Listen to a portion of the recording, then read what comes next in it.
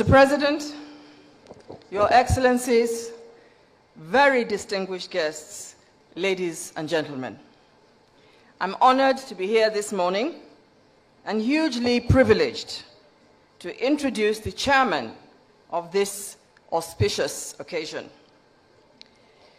I thought about the author of the book that's being presented here today, and I asked myself, who would be the appropriate person to chair an event of this magnitude? And then I answered the question myself. Who else? Who else but a former president who shares many common denominators with our author today? Really, there are many similarities between both men. They are both charismatic octogenarians. They both have magnetic personalities which attract large numbers of visitors to their hilltop residences. They have both invested heavily in education in their home states, and they can both be described as news makers. We all know that they make headlines whenever they speak. Moreover, they have both occupied the #1 position in the Federal Republic of Nigeria, each of them operating from Dodon Barracks in Lagos and the Presidential Villa here in Abuja. But permit me to say that there are two areas where there is a slight difference between these two elder statesmen. One is presenting his first book today, while the other has authored several publications. And in fact, I believe I'm right if I say he is still writing.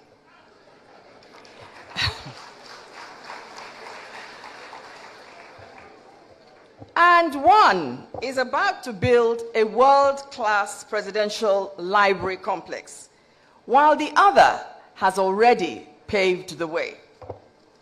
That is why, Mr. President, distinguished guests, ladies and gentlemen, I ask you to welcome today's chairman. He is none other than the former president of the Federal Republic of Nigeria, Chief Olusegun Obasanjo, GCFR. Please welcome him. The President of the Federal Republic of Nigeria, Your Excellencies, distinguished ladies and gentlemen, SG, I will assure you that my being here is almost a miracle.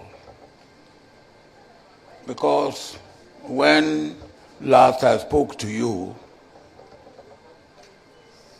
I was not really confident that I will be here. So what I did, just in case I would not be here, was to write something that somebody could read on my behalf, or something that could be screened if recorded on video. So if you will allow me, I will read what I wrote. And then you will take it that I'm not here. Your Excellencies, and my dear brother, SG, distinguished ladies and gentlemen, first, let me apologize to you, General Babangida, for not being physically with you this day at this book launch. I don't have to remind you how much I nagged you in your own interest, in the interest of your offsprings, and for posterity to write, to tell what, why, when, where, and how. You can also imagine my pain and anguish when, for larger interests of Africa, that is, looking into the issue of unrest in DRC, I will not be able to be with you on this special outing of yours.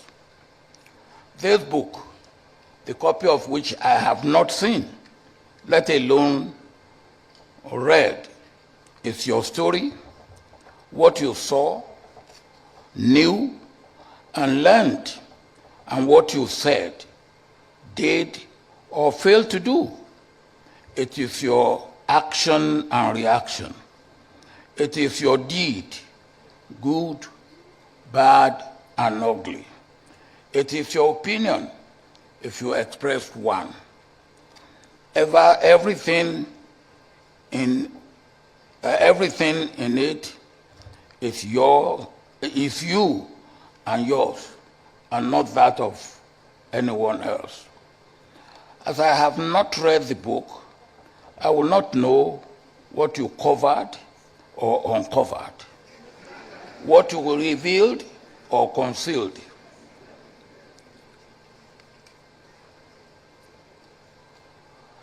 If any. So I am anxious to read the book. One thing is absolutely sure.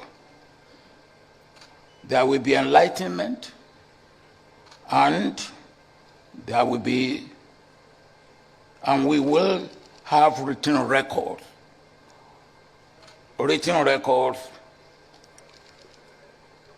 for history and for future reference.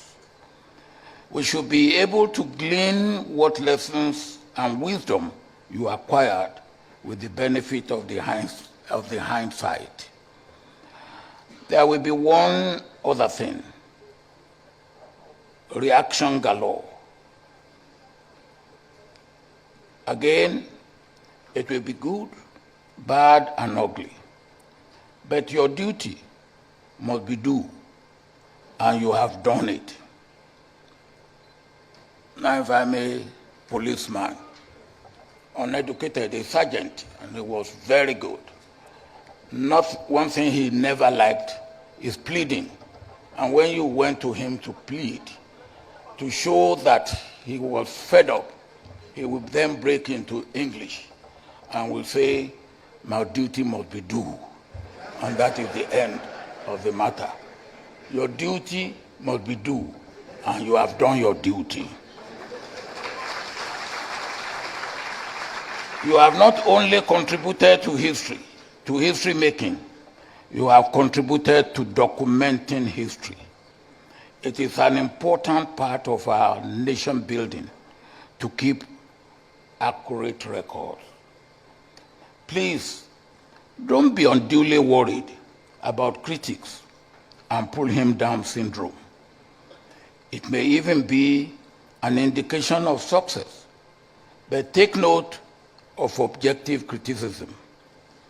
A chronic critic of mine, the late Tunji Braithwaite, may his soul rest in perfect peace, condemned a book of mine, and when asked if he had read it, he answered in the negative. He said he had not read it, and said that once Obasanjo was the writer, it must be condemned. I laughed it off. You may be victim of such criticism and such character. Ignore it and remain unruffled and remain friendly with such critics. It's all bad belly, which you must be able to understand and accommodate as a leader, particularly at this stage of your life.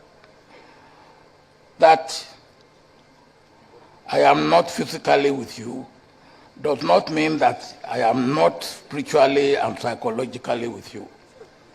My dear young brother, what next? You have written a book. It is Babangida's story.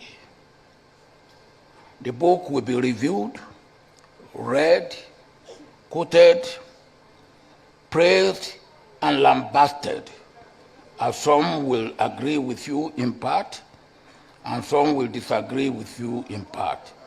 Some may even wholly disagree with you. Why should you write the book? It is self-glorification, they will say. Controversy may even develop. It's all good for you, and it's good for the book, and for our nation-building process. The more praised and condemned the book is, the better, because it means that it is being read. And that is what you write a book for, to be read. That is what justifies the discipline and efforts that go into writing a serious book, which I strongly believe this book is. Where necessary and desirable, take note for the possibility of a second edition, when you can then give explanations as it may be necessary, and also react appropriately to praises and condemnations, and make corrections where required. You can now remain cool, calm, satisfied, fulfilled, and continue to thank God and praise God, your Creator, for all His blessings and mercies on you as on me. To God be the glory for all the good things He has done for you, for me, and for Nigeria. Yes, we are not where we should be as a nation, but it could be worse.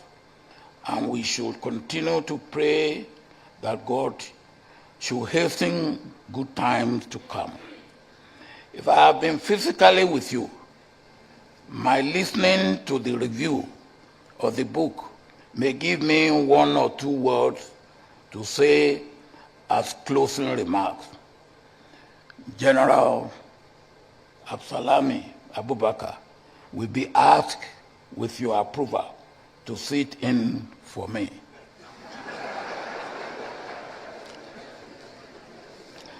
My opening remarks can be read by him or projected on the screen as a recorded video. FG, we have come a long way, and we have come together. As a not young officer in the officers' mess in Kaduna, just doing what some of your predecessors have done, and all that we have done or gone through separately and together from that time until today, we must continually thank God. I especially thank God for your life, General Ibrahim Badamasi Babangida. Continue to bask in the love and grace of God. Well done, and more grace to your elbow. That is supposed to have been read by General Abdusalami Abubakar. Now that I am physically here, you take it that he has read it on my behalf. Well done.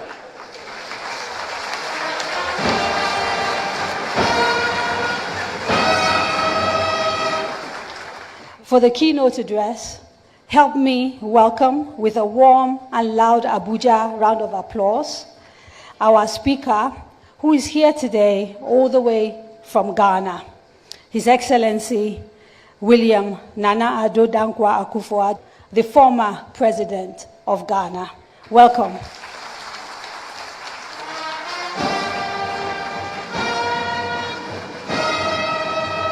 Your Excellencies, distinguished guests, ladies and gentlemen, I have to begin by thanking General Ibrahim Babangida and the Board of Trustees of the IBB Presidential Library Foundation for the honor of the invitation to participate in this historic ceremony, outdooring General Babangida's long-awaited autobiography, and for the opportunity to speak at this event. I'm doubly honored to be present at this glittering assembly of Nigeria's who's who.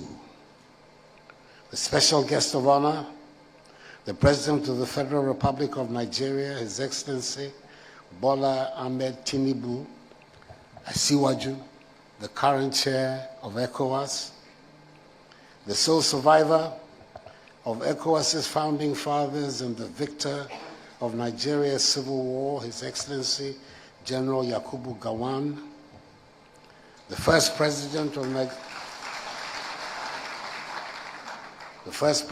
Nigeria's Third Republic, His Excellency President Olusegun Obasanjo, the godfather of all of Africa's former presidents and chair of the occasion, His Excellency President Abdul Salami Abubakar, the successful mediator of the Liberian Peace Accord, with whom I was proud to have been associated as Ghana's then foreign minister in hammering out the peace accord, which has brought about 2 decades of peace in Liberia. And the third president of Nigeria's Third Republic, the president with the felicitous name and current ECOWAS mediator of the Malian transition, His Excellency Goodluck Ebele Jonathan. I'm aware that there are many other outstanding, such as Vice Presidents Osibanjo, Atiku Abubakar, and others, as well as distinguished and celebrated entrepreneurs like Abdul Samad Rabiu and Aliko Dangote. I salute each one of you for the significant part you have played and continue to play in securing the stability and democratic development of Africa's greatest nation.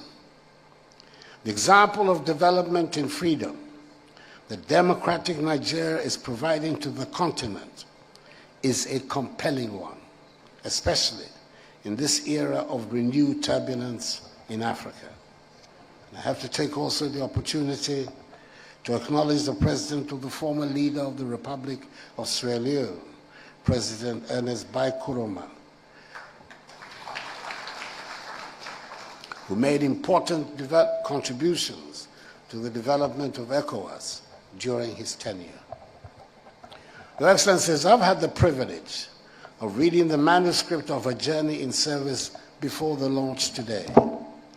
And I want to congratulate warmly General Babangida for giving us such a fascinating account of a critical time in the history of Nigeria. Luckily for all of us, even though it is quite a heavy book, it is an easy read, which should retain the interest not only of those of us who were alive during the times of the events recounted in the book, but also for those for whom it is very much history and folklore. As the General himself wrote in the very first sentence of the prologue, and I quote, "Over 3 decades have passed since the events described in the book," unquote. And I was ready to approach it as a history book in my frame of mind. There should not be many similarities, really, between the Nigeria of 1985 to 1992, with which the General grappled, and the Ghana of 2017 to 2025, where I have just finished being president after 2 successive terms. And even though 3 decades separate the 2 situations, it was interesting for me how often as I read the book, I came close to telling myself, plus ça change, plus ça reste la même chose. I lived through the years of regular coups d'etats and military rule around Africa, especially in our West African region. That did not make it any easier reading. The first account of the man reputed to have been, and who admits to have been part of all previous government changes, and how he dealt with many coups d'etats that he faced while in charge. It is therefore reassuring that General Babangida can be so unambiguous in his support for democracy. He, after all, more than anyone, is best placed to pronounce on what some claim to be the advantages of military government, especially for developing nations in a hurry like us. He certainly demonstrates in his book that a military government indeed spends even more energy and resources on security considerations than an elected democratic one. Up till a few years ago, I would have said without any hesitation that after years of argument and experimentation, we have come to a consensus that multi-party democracy would be the most suitable form of governance structure for our continent, including West Africa. The regional grouping ECOWAS certainly thought that this consensus was accepted throughout its member states. And indeed, sanctions were spelled out for those countries that would succumb to military coups d'etats. I doubt that any of us was under any illusion that what we had all signed up to would be easy. But I was certain that all of us were ready to try to make it work. I feel a deep sense of disappointment. The military coups d'etats have come back in fashion in our region and are seen as the answer to the instability being spread from the Sahel by jihadist activity, and by some as the answer to difficult economic conditions or unpopular government policies. It would appear that we have our work cut out for us all over again to try to build and consolidate the democratic structures in our countries, to gain the confidence of our populations, especially to show that the road to prosperity will be faster and longer lasting when we are democratic. I'm not sure that back in 1985, when General Babangida became the leader of Nigeria, he and his colleagues had thought it out so clearly for themselves. But it would seem that somewhere along the line, or by the time it was over, as stated in the book, they had plans for a very brave new Nigeria. Permit me to quote him here, and forgive me for it is quite an extensive quote. There exists a world of difference between engineering a nation and ruling it. I never wished to rule Nigeria, and I never did it. My goal was to engineer it. The ultimate aim of engineering in the manner that we have attempted was precise. It was to chart a new course for a nation towards a new environment, consciously and carefully designed in anticipation of a future that can be understood, mastered, and managed. Engineering a nation is in reality in inventing the future. Everything has to be harnessed and focused. Human resources, material resources, and moral resources all must be brought into play. Over and above all, the nation's psychology must be redirected and refocused. That was the dream. The reality was a daily grind of trying to keep a country united and together, fighting off attempts at coups d'etats and violent disagreements about the terms of economic policies. If anyone needed reminding, this was the time that the International Monetary Fund got its reputation, or maybe we should say notoriety, for the terms that came with giving assistance to a country. This book reminds us that if a civilian constitutional government feels under constant threat of destabilization and having to spend far too much time and resources on security, a military government was under even more threat of insecurity. If the predictable problems of how to lift the bulk of the people from poverty and keep food prices down are overwhelming, they turn out to be far more tolerable when compared with the unpredictable things that hit a government in our part of the world. It is a difficult and exhausting process to come up with a plausible and workable foreign policy for an African country today. It was a bigger nightmare at the time described in A Journey in Service. Let us take our minds back, if we may, to the world in which General Ibrahim Babangida came to the leadership of Nigeria in the era of the two power blocs that operated and tried to dominate the world. In our part of the world, the Eastern Bloc, led by the Soviet Union and its ideological adherents, appropriated, quote, the progressive, unquote, tag, and tried to win hearts and minds and convince governments and populations that nations stood a better chance of rapid development by following the socialist path. Then there was the capitalist Western Bloc, led by America and its ideological advocates. They looked and felt more prosperous, and even though they carried the baggage of former colonial masters, they were more easily attractive to many segments of the population because people felt more comfortable as they were a known entity. The Eastern Bloc remained a largely unknown entity, where experts specialized in advising governments in Africa and other parts of the world how to interpret the distance between the ministers lined up on the days at an event in Moscow Square. A speech by a Nigerian leader on any subject will be carefully examined to make sure that there's nothing in it that might give the impression the country was leaning more to Washington. It would be a strange government that would not have its share of disaffection. And especially in a multi-party democracy, it is to be expected that there would be opposition to the government and organized means to create disaffection. In our current state of development, there are difficult decisions that need the economic transformation that we require. Almost 40 years ago, General Babangida was grappling with such problems, and today, Nigerian and Ghanaian leaders face the same problems.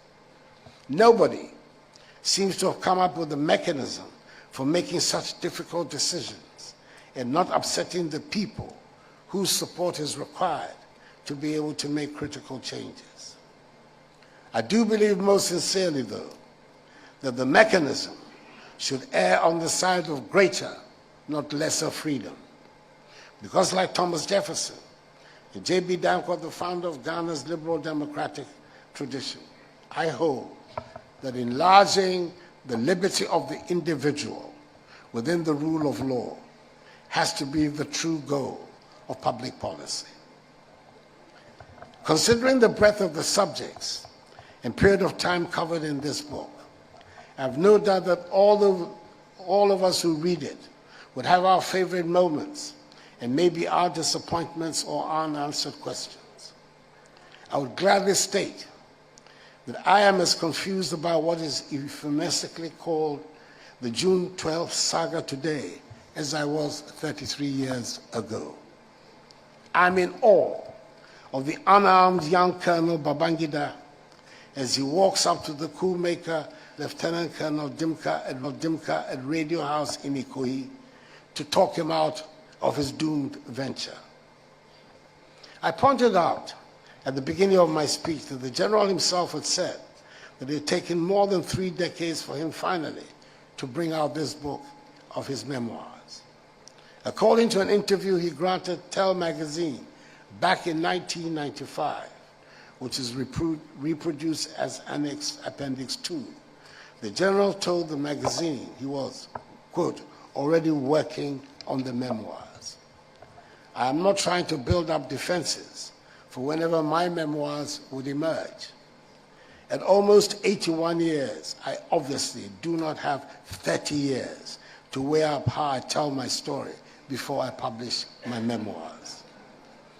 My story would obviously not have heart-stopping narratives of coming under enemy fire and being evacuated with shrapnel somewhere in my body. But my first term as president did coincide with the certain President Trump's first term. Now that he's back in the White House and engineering another new world, maybe I'd have a bigger impetus to bring out my book quickly before the world is completely redrawn.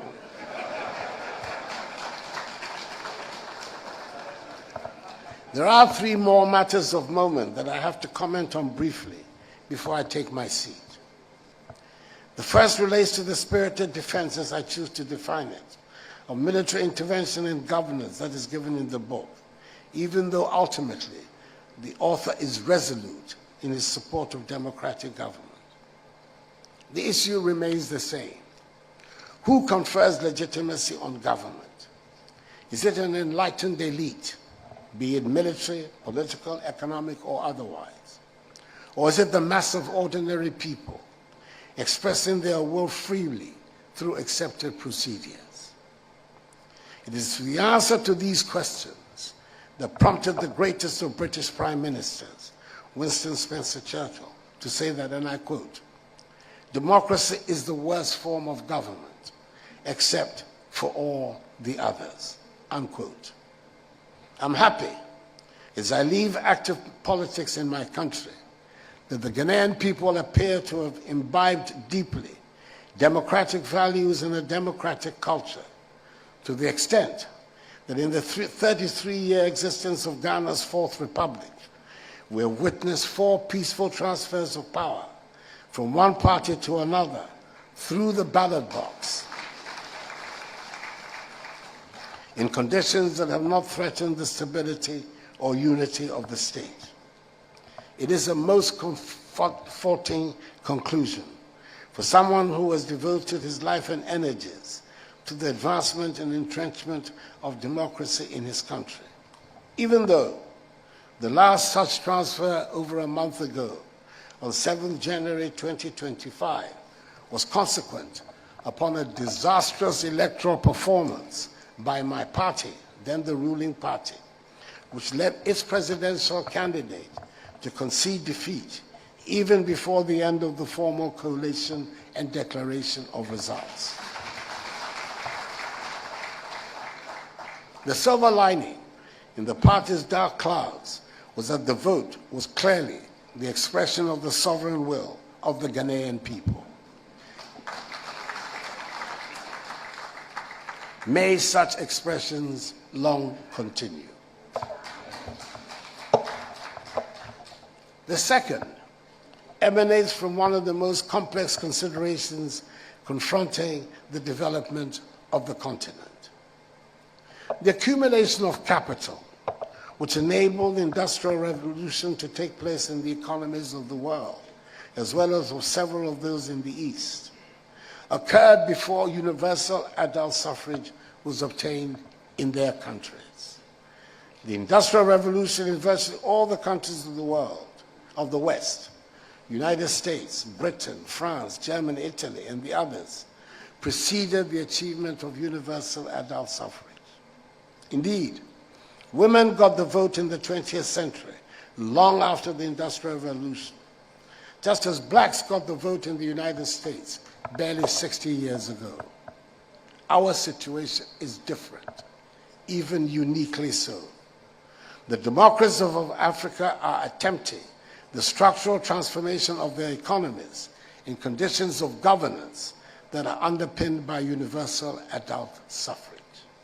It poses obvious problems in the social, political, economic, and moral spheres that to some extent explain the incoherences and tensions that characterize our present state of development. our generation, is required to find the tools that will enable us to resolve these incoherences and tensions. Finally, I cannot forego the chance of this prestigious platform to mount an important hobby horse of mine, and that is the appeal I've made before in this great country to the political and economic elite of the Federal Republic to take aggressively the leadership of West Africa and Africa's efforts to unite our nations and economies. Developments in the world indicate clearly the nature of the concentrations that are emerging in Europe, Asia, and the Americas in order to fortify and expand the possibilities of power and wealth available to them. We in Africa cannot afford to be left out of such a process. And for our prospects of effective integration to materialize, the Federal Republic of Nigeria has to assume her historic responsibilities and lead our development towards an integrated democratic West Africa and Africa. That evolution cannot succeed without you, but you will be its greatest beneficiary. I'm aware that, like all the rest of us, you have significant problems of your own which require urgent attention. However, history cannot and does not wait. Means have to be devised which will enable us all to address with efficacy our contemporary challenges. You should know that in this march forward, you will have in Ghana a faithful ally and steadfast partner. In conclusion, I want to thank once again the Board of Trustees of the IBB Presidential Foundation and that most extraordinary of military statesmen, General Ibrahim Badamasi Babangida, for their generous invitation. I wish him continued long life after such a distinguished and illustrious contribution to the development of his native Nigeria. Long live Ghana, long live Nigeria, and long live Nigeria-Ghana friendship.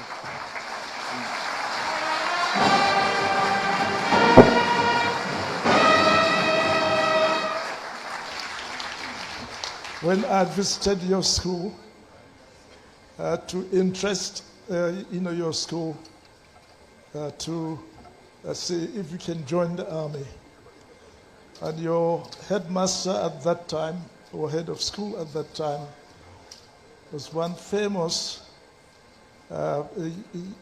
teacher called Mr. Onimole Oga. Yes.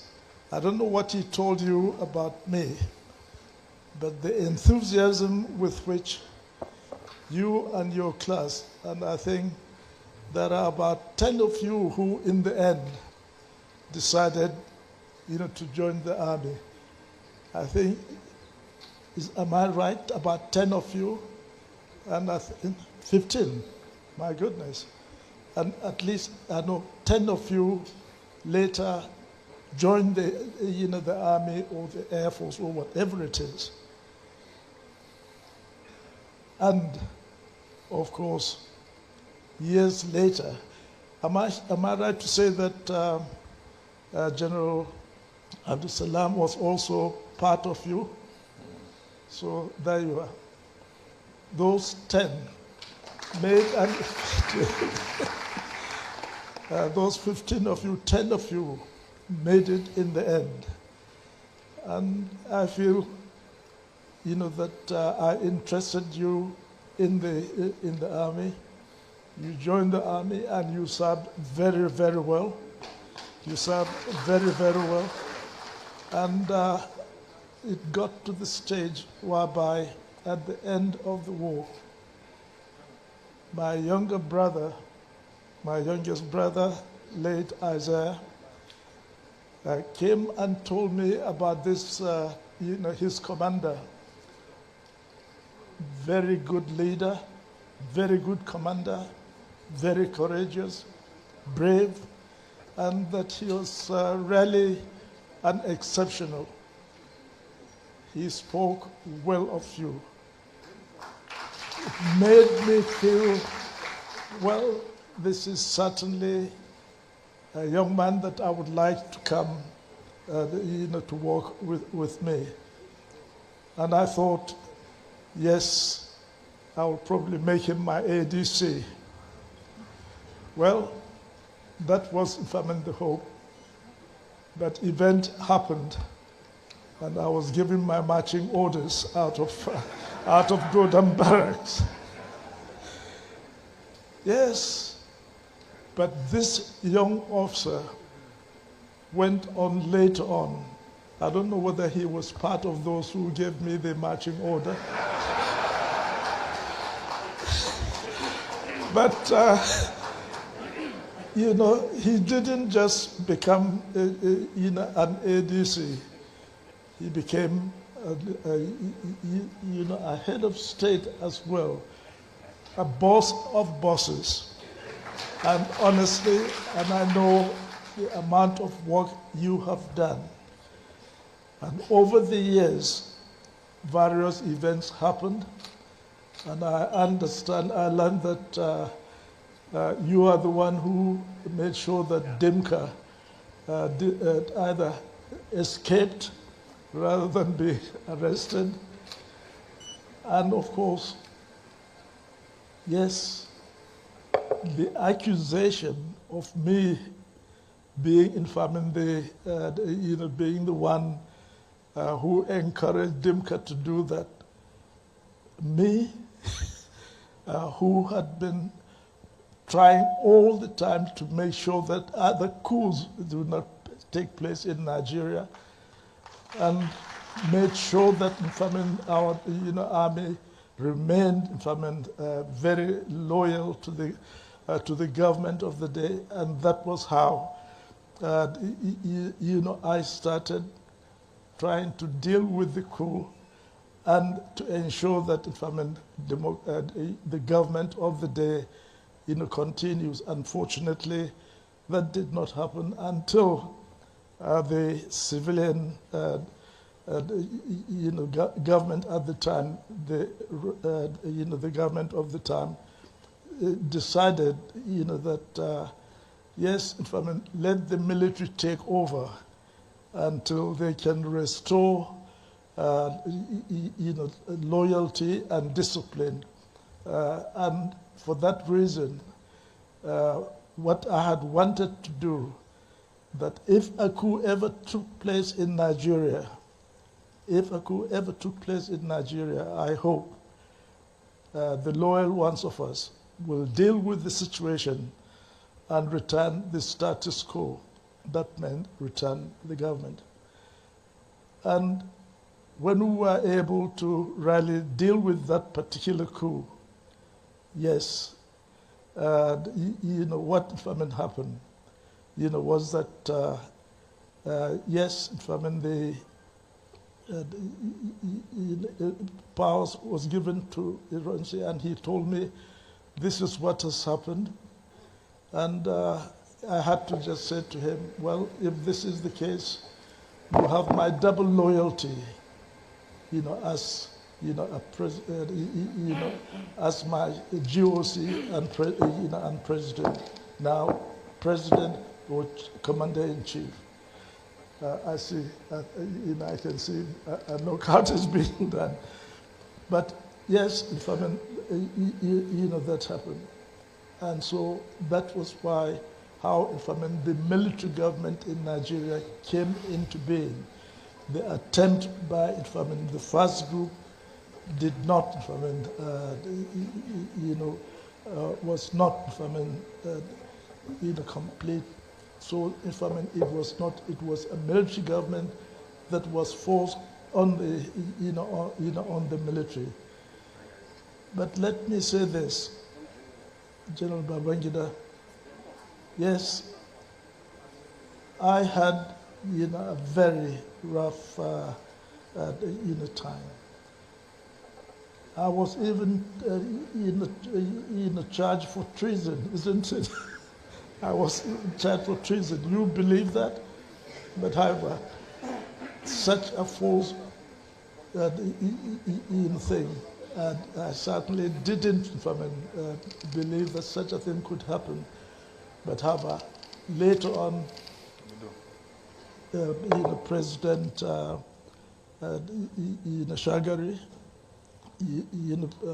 rescinded that order, and you, in the end, made sure that, yes, you in the end restored my rank, restored my honor, etc. And you did quite a lot for the country, even though, you even selected me to be, the presidential candidate for NRC, wasn't it? But I can assure you, when it went to the voting, I didn't pass beyond, the ward level, the ward level, just to prove to you that yes, the people do not want military leaders as the head. But you reinstated me.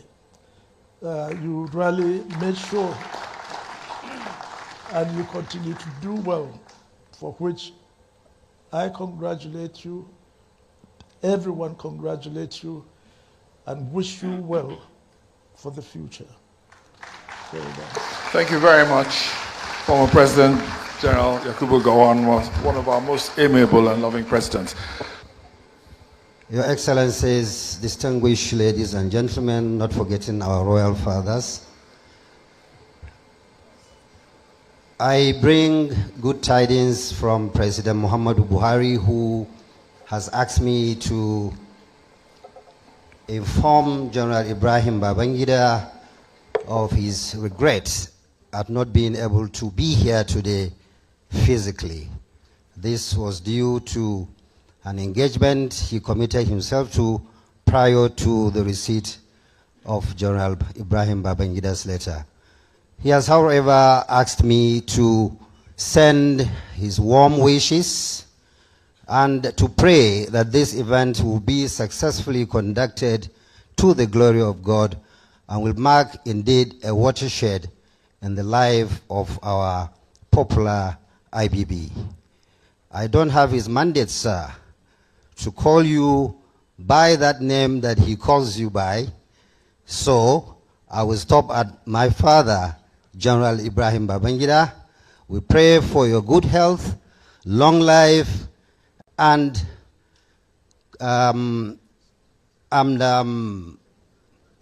satisfaction, and hoping that you will, sir, continue to provide services in terms of advice to the leaders of this country, both for those who are on seat today and for the upcoming ones in the years ahead.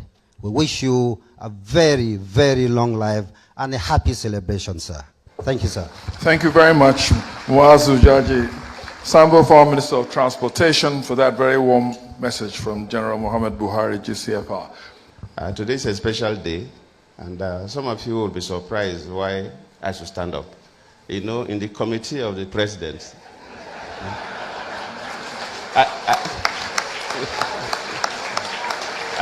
I am the most junior. So I'm only waiting when President Tinubu will finish serving. So that when we go for a Council of State meeting, I'll get somebody that will sit by my left.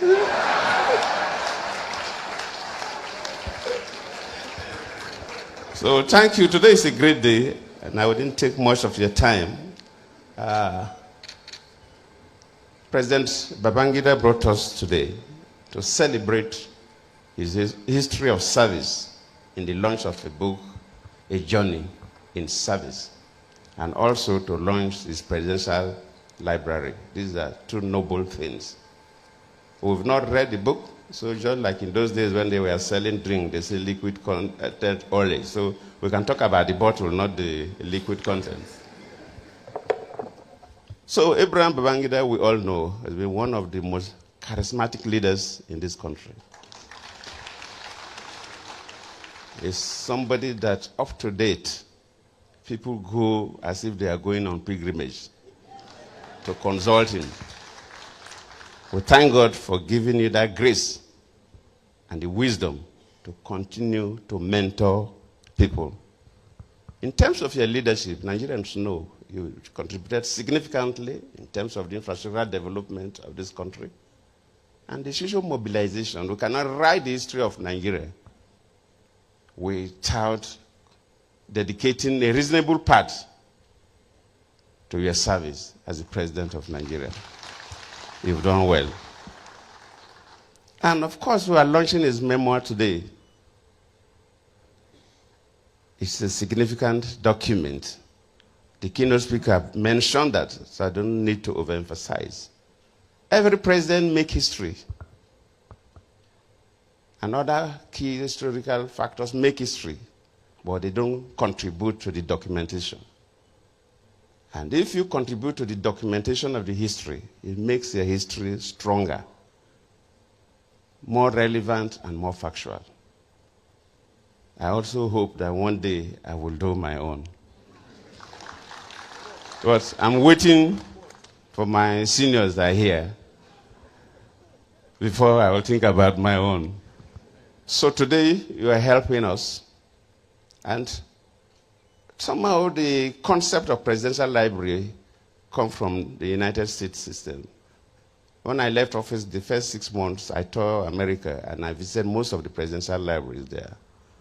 And the presidential libraries are taken as federal government assets. So, Mr. President, you need to set up a department in the Secretary of Government office. The American government helped because they are source of history. If any scholar wants to know what happened at a segment of history, it goes to these presidential libraries. So the American government helped in the management of the presidential library. That's why all American presidents have presidential libraries, which I visited quite a number of them. And I'm happy that in Nigeria today, we are launching the second one. Obasanjo has built his own, and now President Babangida is launching his own. We will all be going there from time to time to read about the history of Nigeria. So thank you.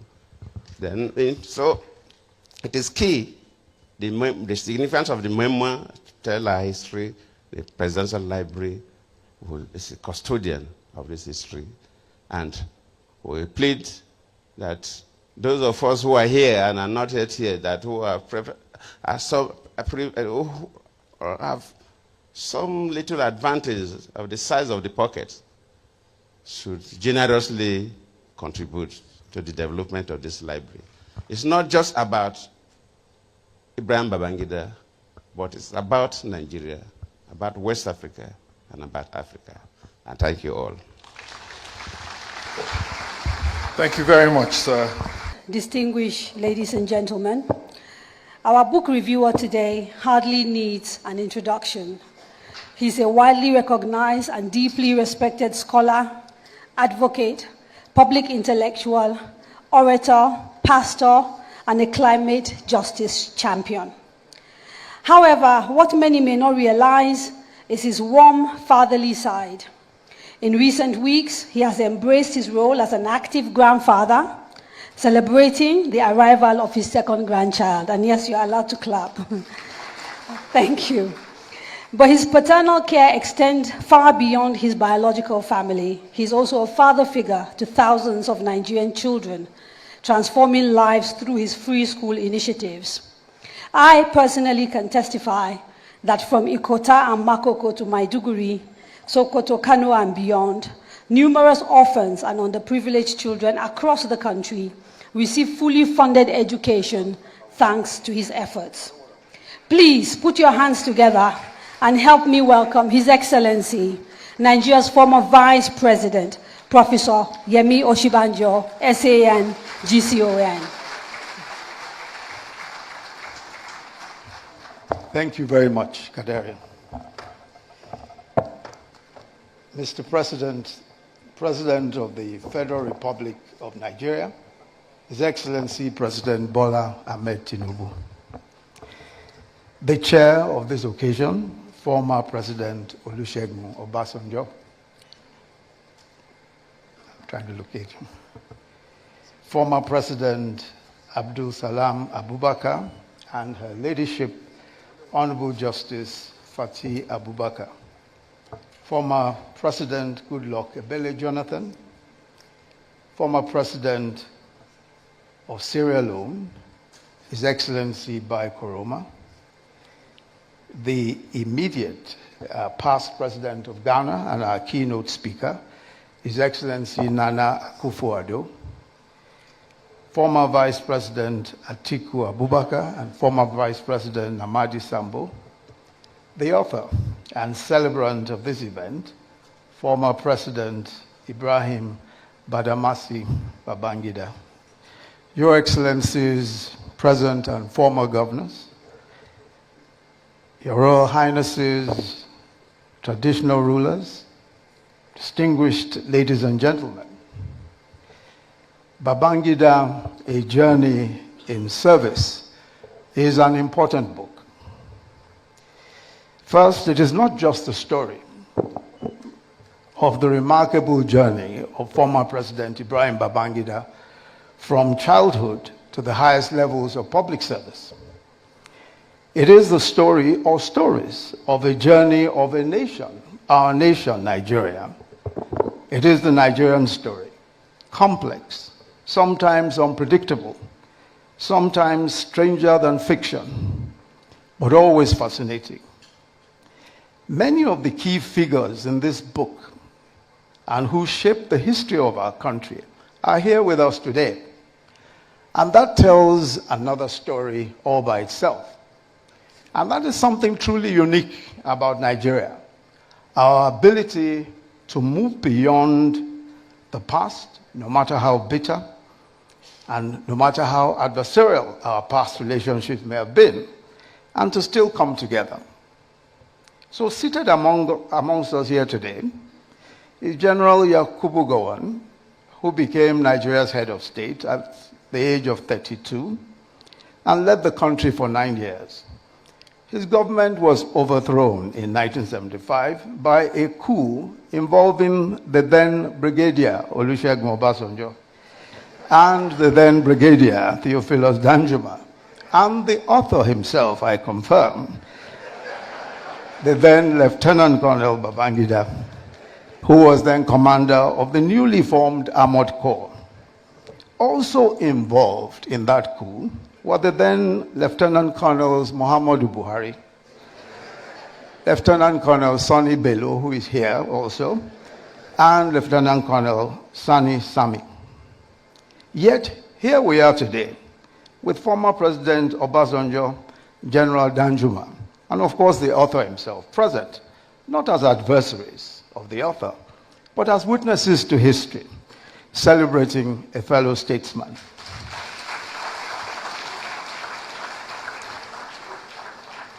In a striking turn of fate, the author notes that it was President Obasanjo who, after the tragic assassination of General Murtala Mohammed, insisted that a young Lieutenant Colonel Babangida be appointed to the Supreme Military Council, making him its youngest member at the time. Also represented here is the immediate past president, Muhammadu Buhari, another leader intertwined with Babangida. It was former President Babangida who played a key role in the coup that brought President Buhari to power in 1983, and later in another coup that removed him and brought Babangida himself into power. Yet today, President Buhari is represented at this occasion, celebrating the man who overthrew him and detained him for 3.5 years, his one-time old adversary, former President Babangida. And then, of course, there's a gentleman here who was an elected senator in 1992, in the course of Babangida's transition program. When Babangida annulled the 1993 election and General Abacha took over and dissolved the Senate, that senator tried to reconstitute the Senate in resistance to the dissolution. He was detained, charged to court. He escaped into exile. Today, he is also here to celebrate with his former tormentors. But as President, Commander-in-Chief of the Armed Forces of the Federal Republic of Nigeria, President Bola Ahmed Tinubu.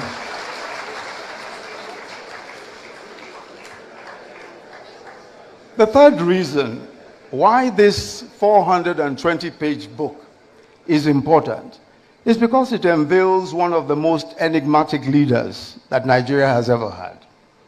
A man who some called Maradona, others described as the evil genius, bearing his mind, in his own words, in writing.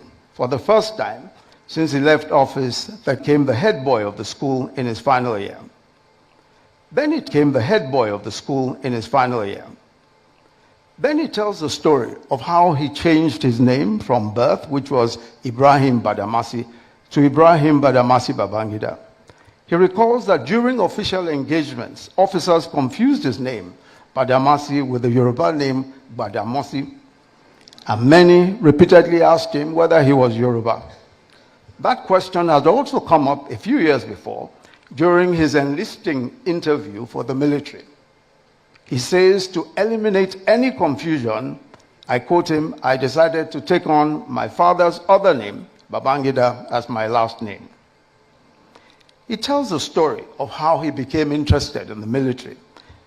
A certain teacher, Pa Unimole, who as a 24-year-old had taken up a voluntary 3-month leave of absence from his teaching job at the King's College in 1930 to help set up and popularize science education in northern Nigeria, and who ended up spending his entire teaching career in the north. By the time he died at 78 in 1984, Pa Unimole had taught and mentioned several generations of students in northern Nigeria, including General Yakubu Gowon and the author. But more than just laying a sound science foundation, writes the author, Pa Unimole was the first to get many of us interested in a career in the military. Shortly after independence in 1960, Pa Unimole invited his former student, Captain Yakubu Gowon, to give us a career talk on the military. Captain Gowon, handsome and smart-looking, in his properly starched army officer's uniform, spoke to us brilliantly in his now familiar shrill voice on the benefits of military career. His career talk left a mark that stayed with most of us, and several of us joined the military. However, in a remarkable twist of fate, several years later, Yakubu Gowon became head of state. He was deposed in a coup in which the author participated, as we've heard. And while living in England, Yakubu Gowon was implicated unjustly, according to the author, by Dimka, who had led a failed coup. The Supreme Military Council then decided to strip General Yakubu Gowon of his rank as a 4-star general and dismissed him from the army. The author writes, and I quote him, although I was a member of the Supreme Military Council that made that painful decision on General Gowon, I am happy that as president, I restored his benefits and full rights in 1986 as a distinguished general of the Nigerian Army. End of quote. The author also tells the story of his combat experience during the Civil War. His favorite commanders were General Wushishi and General Danjuma. The most unfortunate aspect of the war experience for him was that it brought him into combat confrontation with some officers from the Biafran side, with whom he had trained as a cadet, who now had to fight on the Biafran side. Interestingly, a good number of them who survived remained his friends after the war and long afterwards. But perhaps the most unforgettable experience of the Civil War for him was the injury that nearly killed him. in the course of a firefight in Uzuakoli, Umahia. He was hit by shrapnel that actually was lodged in his chest. And he tells of how he was evacuated to the Lagos University Teaching Hospital, Idiaraba. And while he was in hospital recovering from his injuries, on Saturday, April 19, 1969, he watched on television in the common room of the hospital as the then head of state and commander-in-chief, General Yakubu Gowon, married his beautiful black beauty, the then Victoria Zakari. There and then, he made up his mind to get married. And he already knew who he wanted to marry.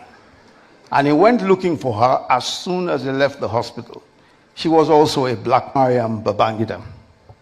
The author devotes a whole chapter to her remarkable life and times as a devoted wife,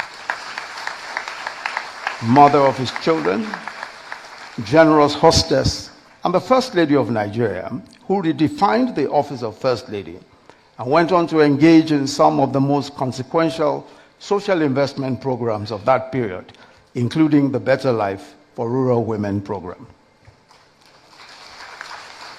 The author also gives his own account of his much talked about dramatic encounter with Dimka, the leader of the coup that led to the assassination of the then head of state, General Murtala Mohammed.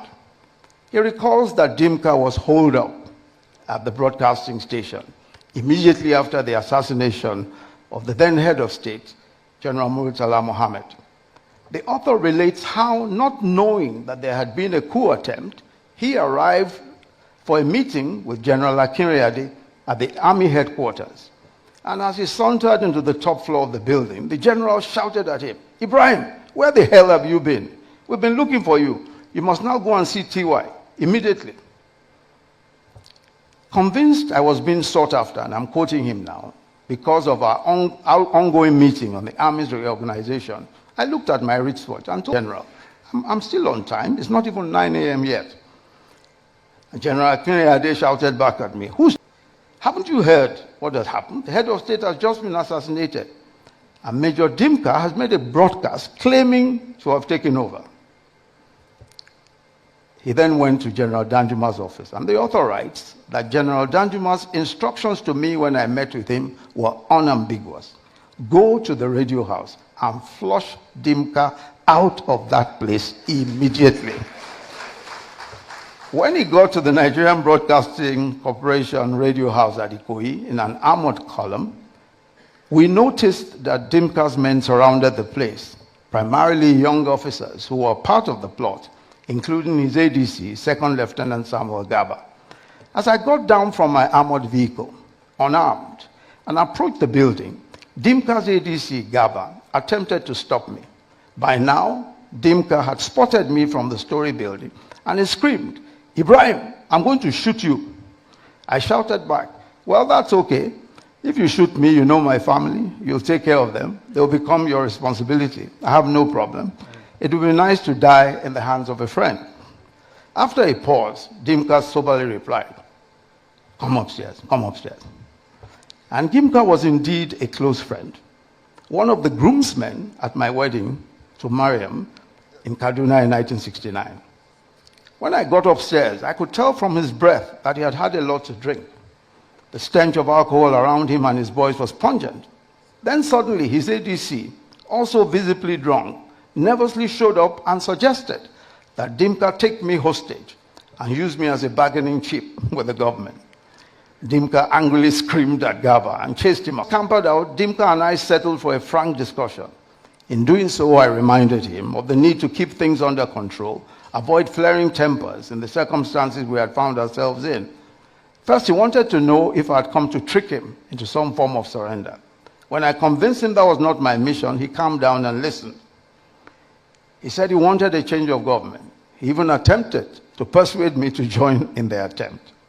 But even as he made that intolerable request of me, it was apparent from his body language that he knew that the game was up. Then his tone started to change.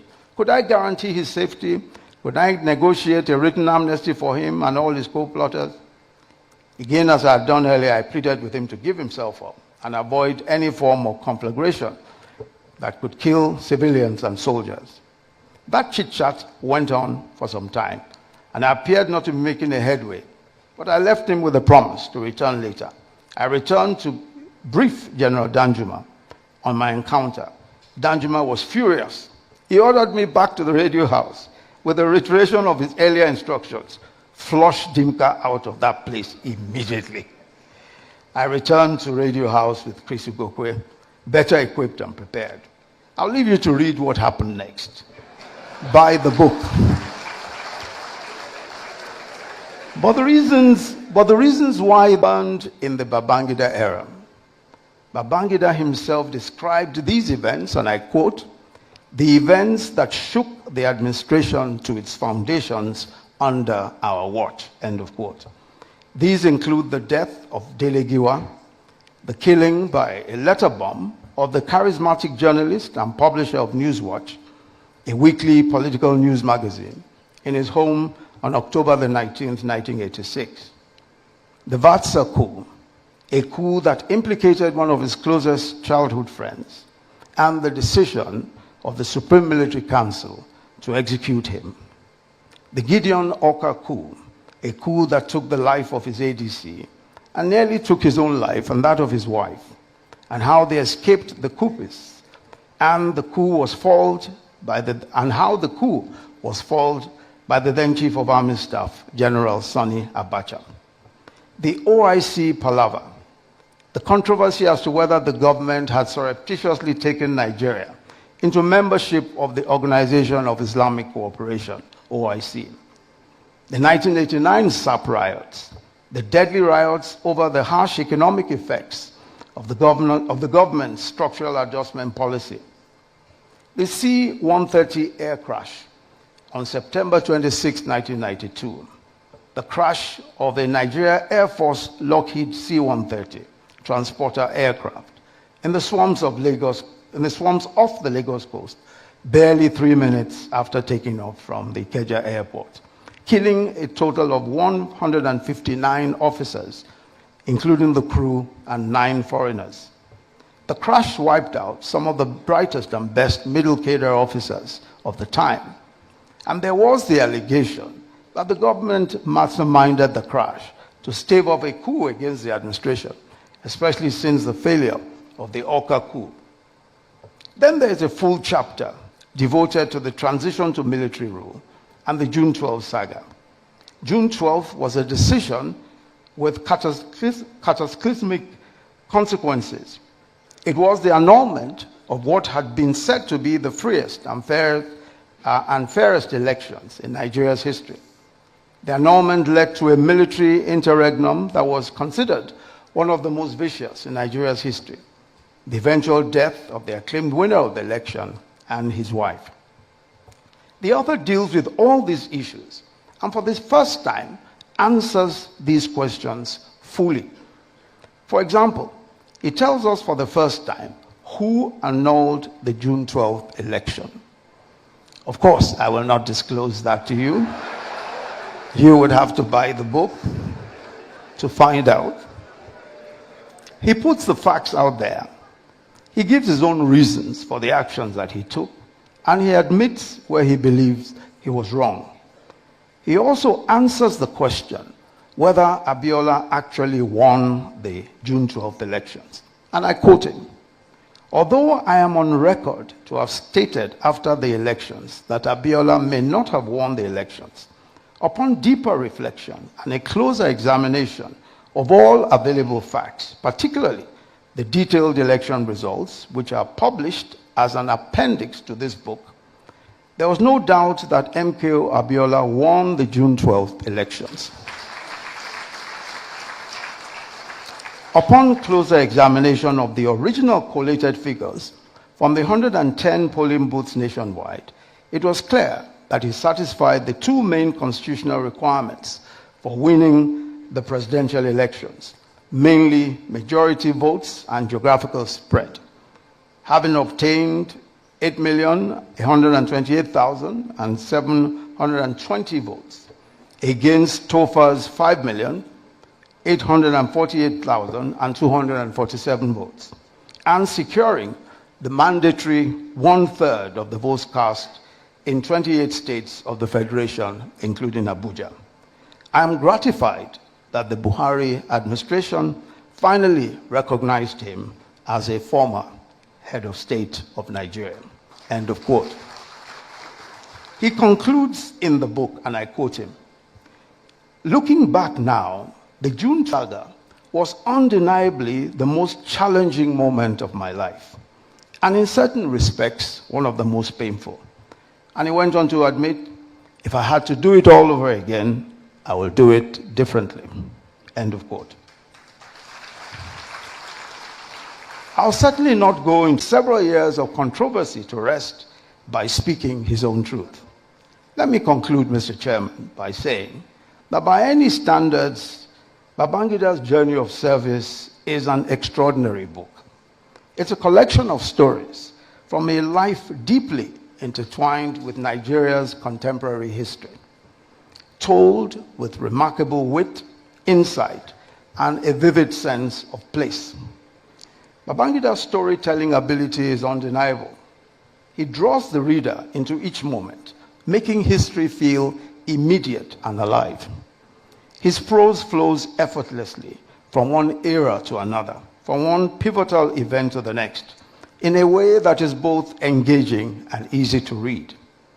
He's generous in his praise of others, acknowledging the contributions of many along the way. Yet despite the richness of his narrative, this book, of course, will not silence the debates or end the controversies surrounding his years in power, especially the final chapter of his leadership. The questions will persist. Criticisms will probably continue. But that has always been the nature of Babangida, of the Babangida phenomenon.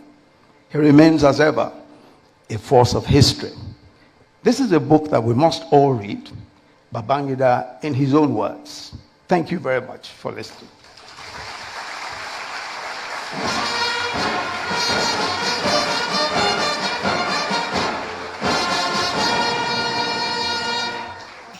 Your Excellencies, very distinguished guests, ladies and gentlemen, it is said that a picture is worth 1,000 words.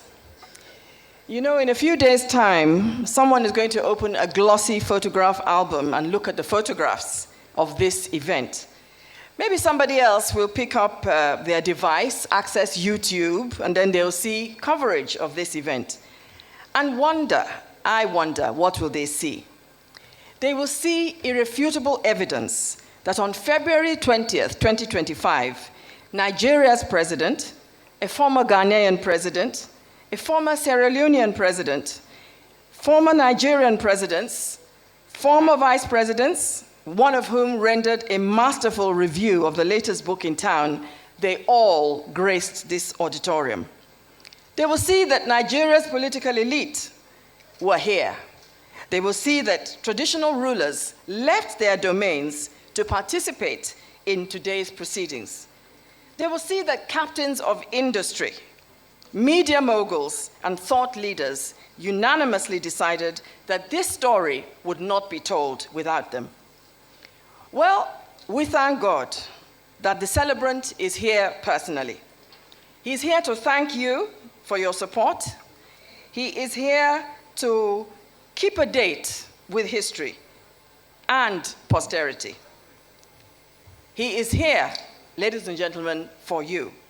Mr. President, Your Excellencies, very distinguished guests, ladies and gentlemen, please welcome a soldier, a colleague, a mentor, a friend, a strategist, an elder statesman, a husband, a father, a grandfather, a former president of the Federal Republic of Nigeria, and now the author of A Journey in Service, General Ibrahim Babangida, GCFR.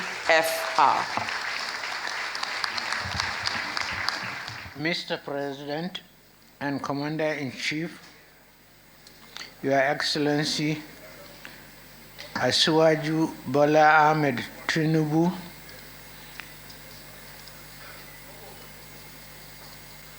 the Asiwaju of the universe, and the Jagaba of Niger State. I wouldn't say Bargu alone.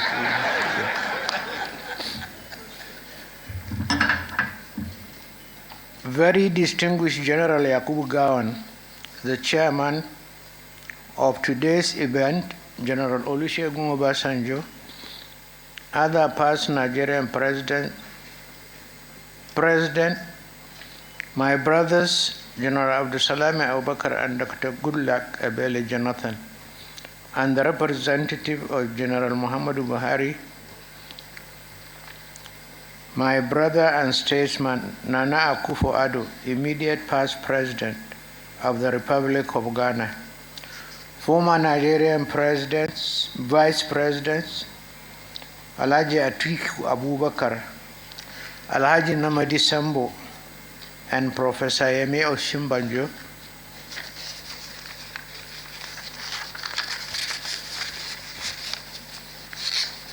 senators and House of Representatives members present, state governors present and past, our royal fathers present, honorable ministers.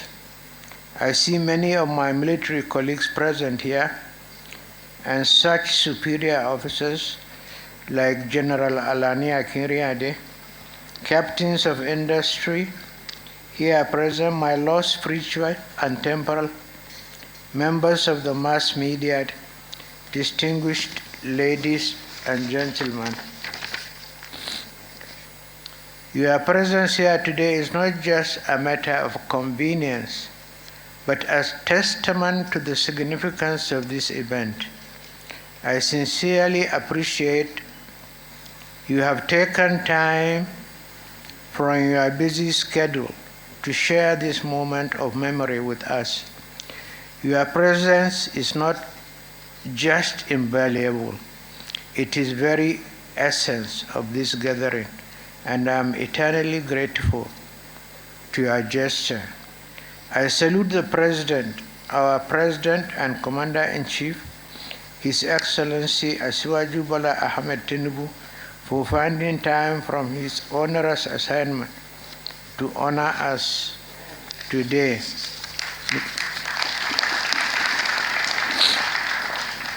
Mr. President, you are able to attend this event today means a lot to me personally. As you know only too well, you have my blessings, prayers, and goodwill in your arduous task of moving our country forward.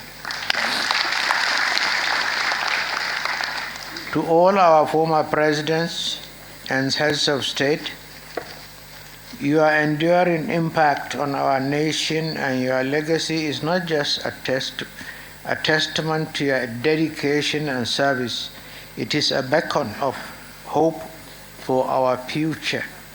I am deeply grateful for your contributions and presence in particular.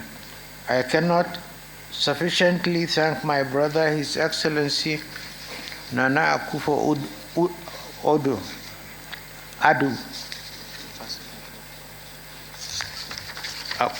the immediate past president of the Republic of Ghana, for giving us the honor of delivering the keynote address. I am compelled to single out for praise very senior bosses and older brothers, General Yakubu Gawan.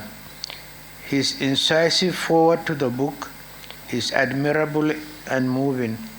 I'm grateful, sir.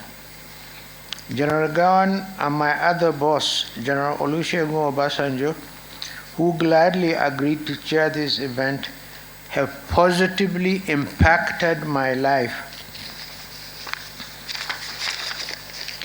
I am also immensely grateful to my other boss and mentor, General T.Y. Danjuma. I'm delighted that I could recall General Danjuma's leadership qualities in my book, both during the Civil War and as the Chief of Army Staff. It is fair to say that as Chief of Army Staff, TY set a standard by which succeeding chiefs have been judged. My childhood friend and classmate at Bida, General Abdusalam Abubakar, Audu for short, who has always stood by me, belongs to special class, if only because he now readily admits I am his elder brother.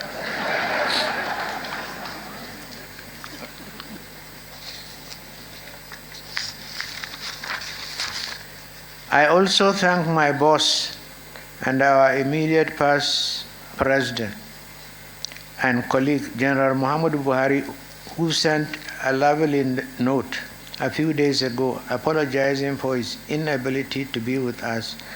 I'm delighted that he has asked one of his ministers to represent him on this occasion. Similarly, I thank His Excellency Professor Yemi Osinbajo, Nigeria's immediate past Vice President, who reviewed today's book with characteristics brilliance. I shall remain forever grateful to all governors of our states, distinguished senators and members of the House of Representatives, past and present. To our Royal Highnesses, I am deeply grateful for your presence. I understand the effort it takes to travel from your different domains to attend this event like this. Your presence adds a unique and esteemed perspective to this event, and I pray for your safe return home. My deep appreciation of your presence and support is that of the captains of industry of our illustrious private sector will be eternally on record. The Board of Trustees of Presidential Library will find befitting ways of permanently acknowledging your support in the envisaged facility. Talking of captains of industry, how do I thank my son, Abdul Samad Rabiu? He has shown enduring commitment to this event and the library project from day one. Thank you very much, Abdul Samad. To the rest of this distinguished audience, drawn as I can see from different parts of the country, I thank you from the depth of my heart. As representatives of our people, especially those who are unable to be here, some of whom have managed to reach out to me since the details of today's events were made public. I'm humbled by your presence and the interest you have shown in my memoirs and the library project. No matter our points of origin in the Nigerian encounter, we all share experience of a fascinating national journey. Ours is the story of a thrilling past, an engaging present, and a most promising future. Today's event reminds us that we are not just here to remember the past, but to actively shape the present and envision a bright future with hope, a future that each one of you, with your unique perspectives and contributions, will help to build. The first aspect of today's event is the public presentation which has been done. This memoir, a culmination of over 3 decades of reflection, significantly contributed to our understanding of our national history. Throughout the public presentation of this book, I believe I am paying a huge part of my debt to public. I have had to contend with this question all the time, when will you tell your side of the story? Understandably, our period of service has somehow evoked, and rightly so, many questions and stories among our public. This book, which chronicles my experiences, decisions, and challenges during our national service, tries to answer some of these questions from my modest perspective. My colleagues in arms and I presided over significant change and turbulent reform. We confronted monumental challenges in the economy, the polity, foreign affairs and defense, and security spheres of our national life. We surmounted obstacles, sought change from old ways, encountered unusual obstacles, and devised innovative solutions. We all thought to leave Nigeria a better place than we found it, often at a great personal sacrifice and in the face of significant challenges. I'm deeply aware of the inconveniences and sacrifices the public endured during this period, and I acknowledge and appreciate their resilience and commitment to progress. Although the reform caused inconveniences to our people, we built lasting national institutions, some of which are still in place today. Undoubtedly, credible, free, and fair elections were held on June 12, 1993. However, the tragic irony of history remains that the administration that devised a near-perfect electoral system and conducted those near-perfect elections could not complete the process. That accident of history is most regrettable. The nation is entitled to expect my impression of regret.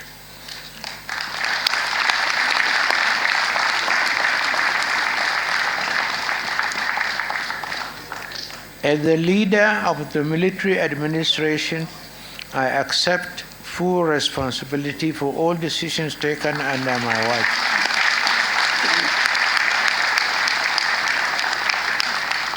And June 12 happened under my watch.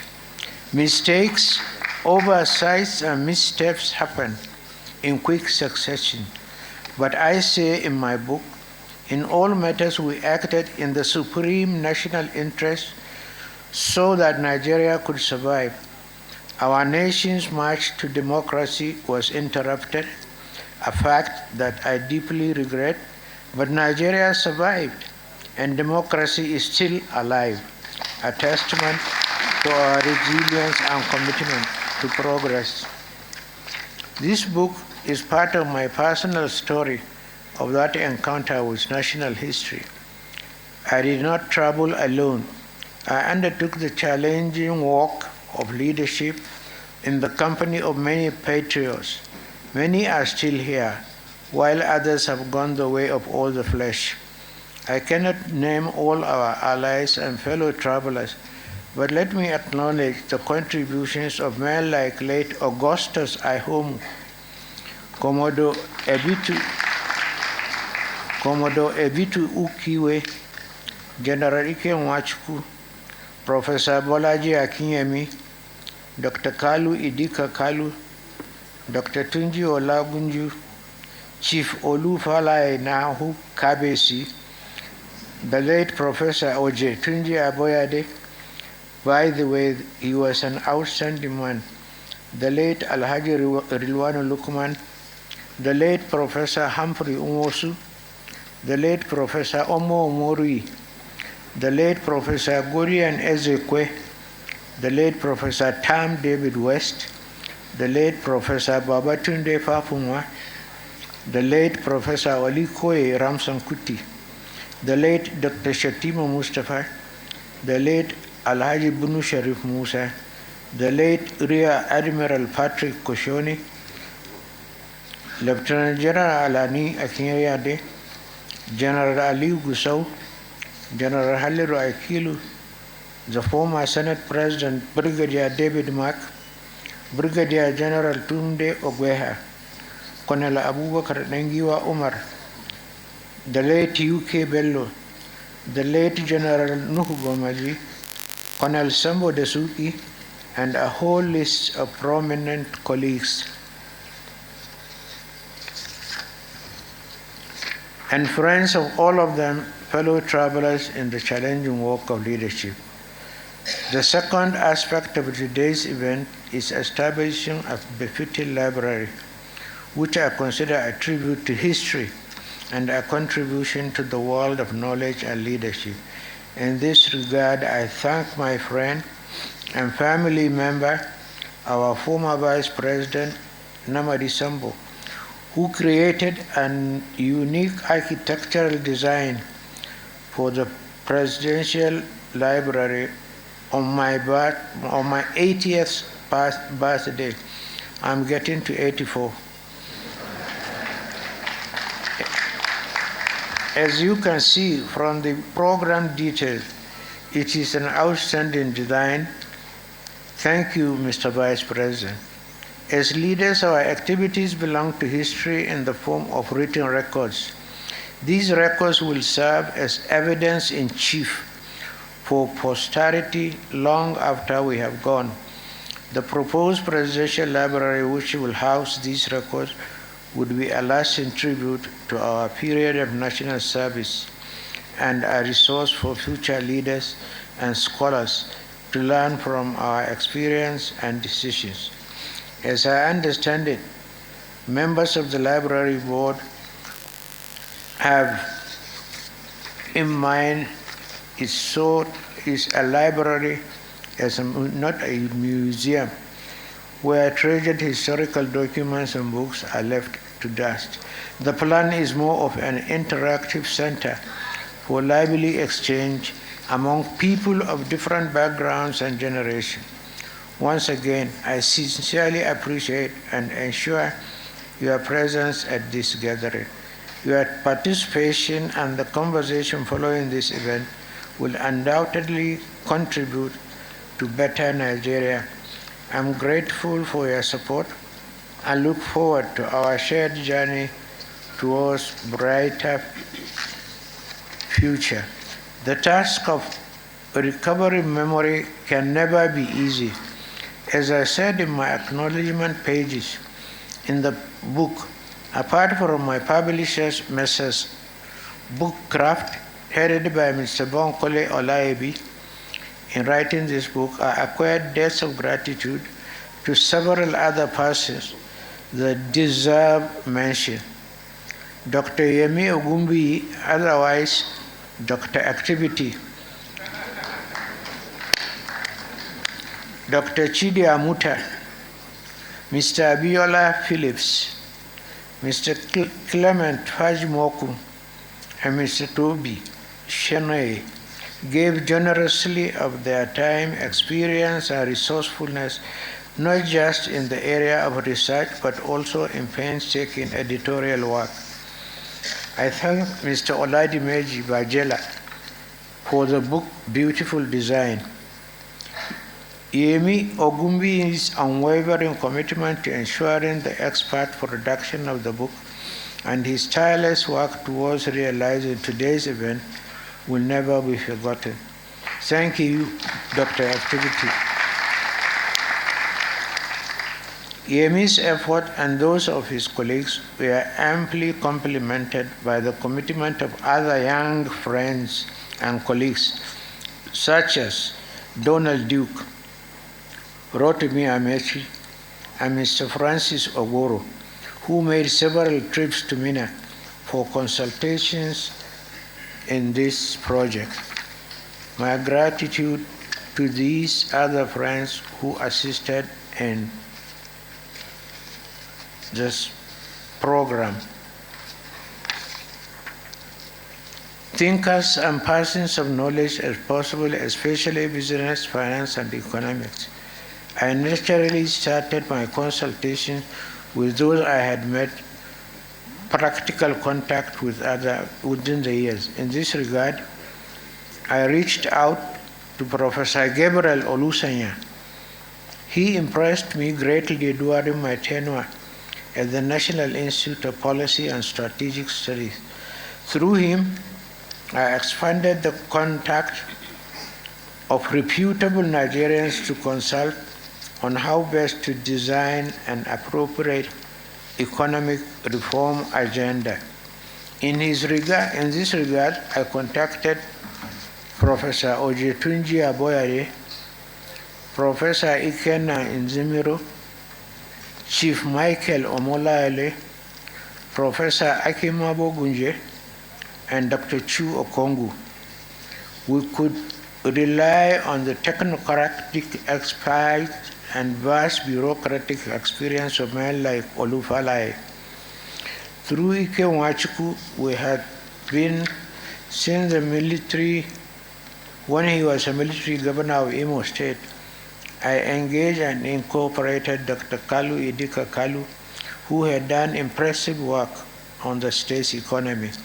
Before that, he had worked at the World Bank and served at the Asian desk, where he garnered extensive knowledge on what became the Asian Tigers. In particular, his creative approach to rescuing the economy of Imo State made it possible and positive impression on me. Under the famed Imo formula, he excited me and I brought him to the federal level to help us with the economics of spending only what you have. Such prudent management and economic realism was what, in my view, our desperate economic situation required. What I found exciting about working with these outstanding intellectuals, men of ideas and experience, was that they were a community of ideas. They knew and respected each other. With each one you consulted and brought about on board, he had a string of other colleagues with similar experience to bring along. In little or no time, we had a virtual faculty of people with extensive ideas, vast experience, and diverse background. We interacted through series of dialogues and consultations in very enlightening sessions. We became more like a community of friends and colleagues, but we were united by our shared commitment to making Nigeria self-sufficient and workable. We had endless brainstorming sessions on different aspects of national life, especially the economy. I found brainstorming sessions very enlightening and refreshing. People brought their vast experiences to bear in the problems that face us then.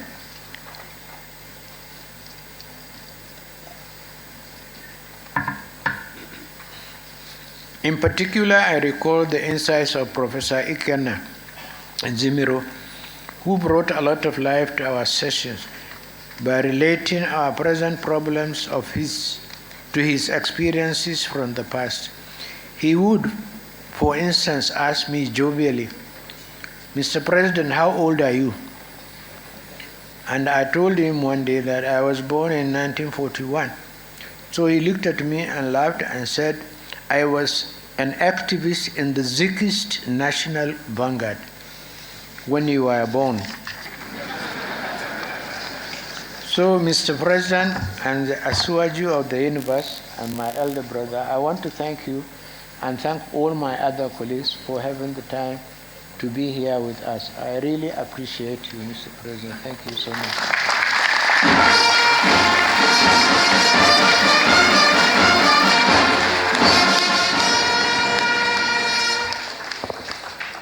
Mr. President, distinguished ladies and gentlemen, we thank very much President Ibrahim Badamasi Babangida for that wonderful speech. At this moment, it's my great pleasure, a great privilege on behalf of all of you who have been a very patient audience to invite our very patient President Bola Ahmed Tinubu, GCFR, to come and make his speech.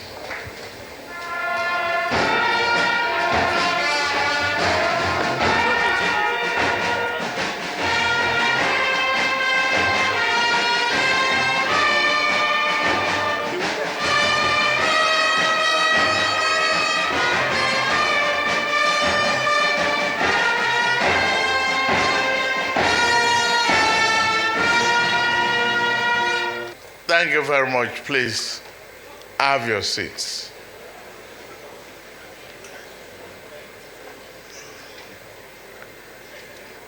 Do I start from the celebrant?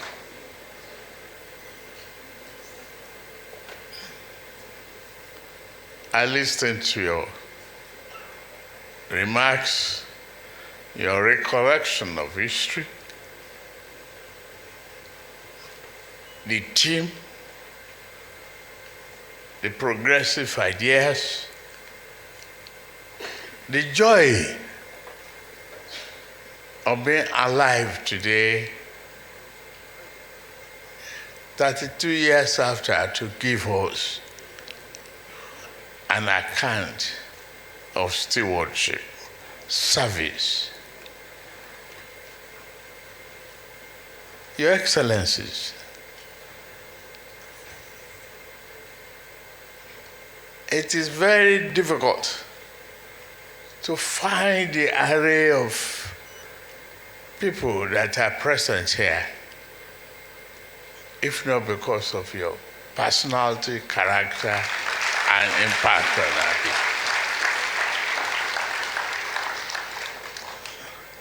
people. Nana Akufo-Addo, thank you for that keynote remarks and your contribution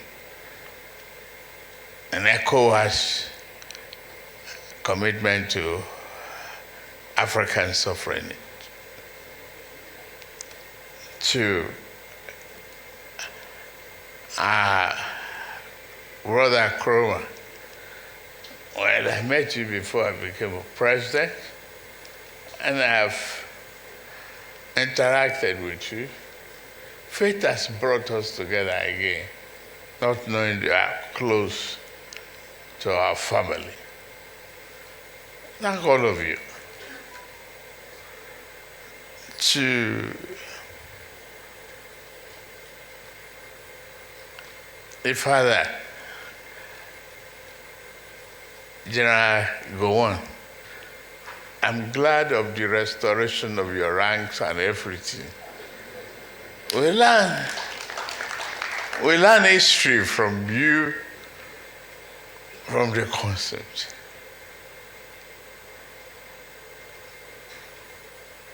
Thank you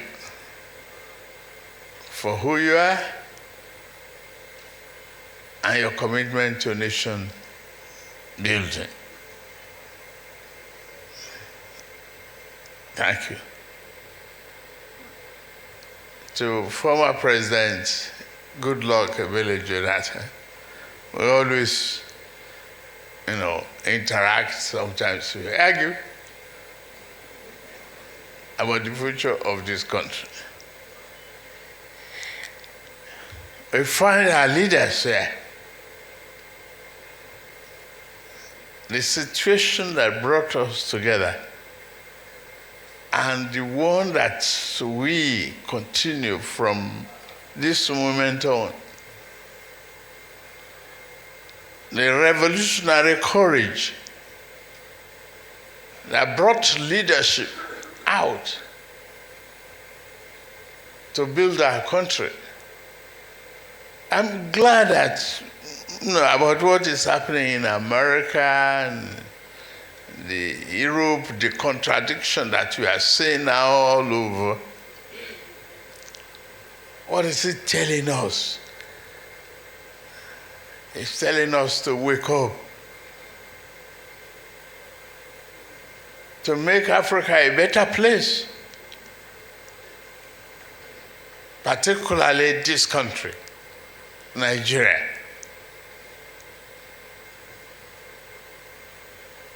I've seen so much of responsibility and the need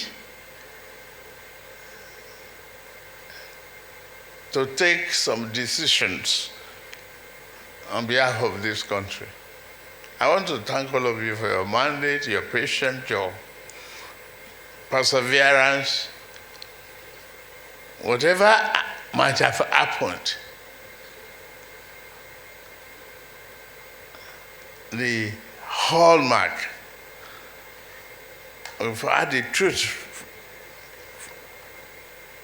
from our dear leader, father, uncle, General Ibrahim Babangida. Without you, people like me, I won't be in politics.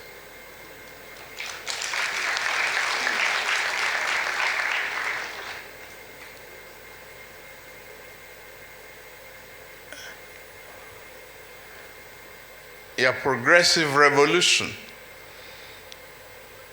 to say that you want young, brilliant people in politics, we are with you in the Barak.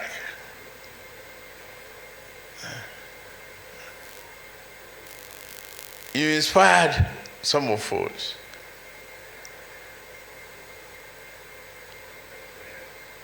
And when you look at the programs, some of the bankers and many of us that were here today about this library, about the project, it's all the happiness of a visionary Babangida. Thank you for what you are. It's not just an ordinary day for Nigeria. The book I've not read, I've taken my copy, and I will read it. One thing I cannot forget,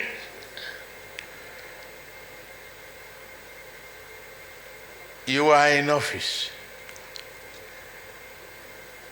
You recalled we were elected.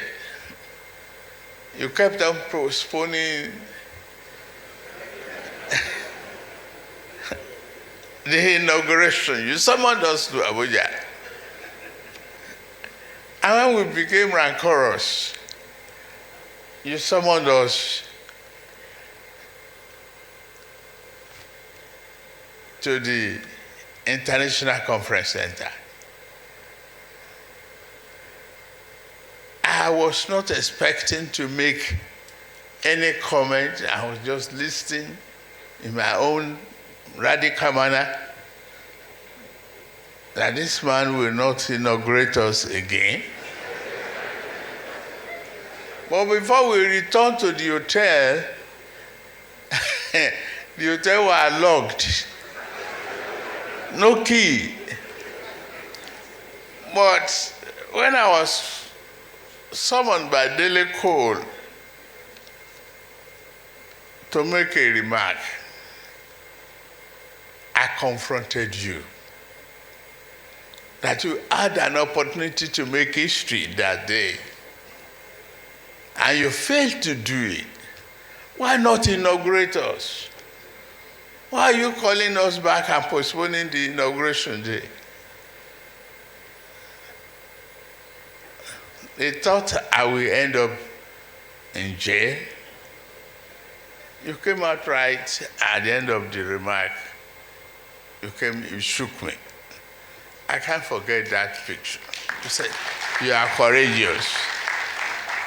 That's an inspiration that is so impactful in my own life, just for what you are. A few hours to set a day like this, I put it together. For you, you deserve it.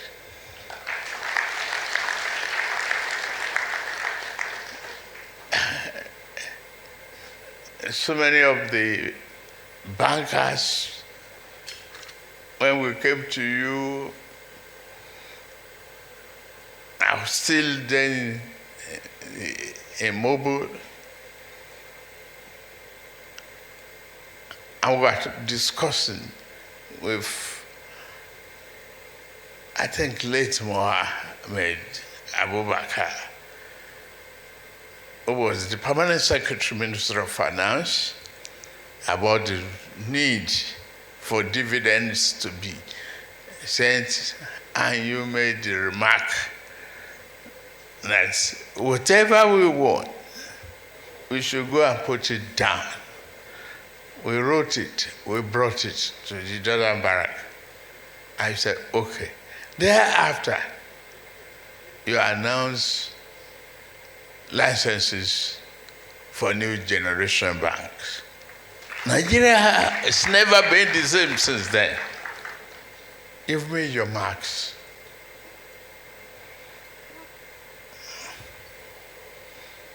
I'm glad of the revelation on the June 12th. On general, we just come here to pray for you, and listen to you carefully. I'm not here to read this speech. I'm here to pay homage.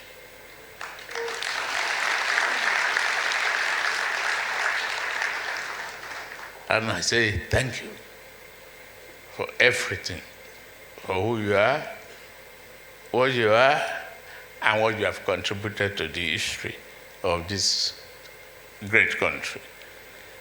All I can promise as the president is to strive to do the best,